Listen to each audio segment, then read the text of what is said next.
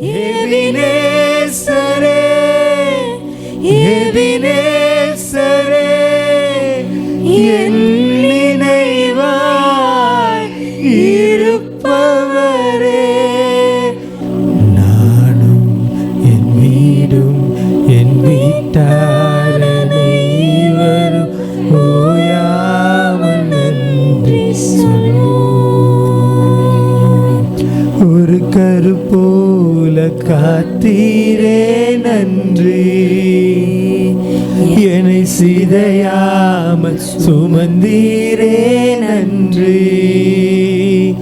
ஒரு கரு போல காத்தீரே நன்றி, என்னை சிதையாமல் சுமந்தீரே நன்றி. எபினே